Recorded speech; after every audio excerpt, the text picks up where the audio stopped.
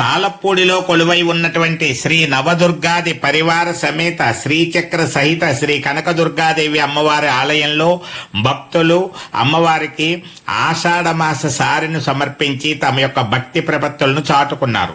చీరలు, గాజులు, పువ్వులు, పసుపు, కుంకుమలు, రకరకాల పండ్లు, మధుర పదార్థములను అమ్మవారికి సమర్పించి కుంకుమార్చన జరిపించి అమ్మవారి యొక్క ఆశీర్వచనం పొందారు.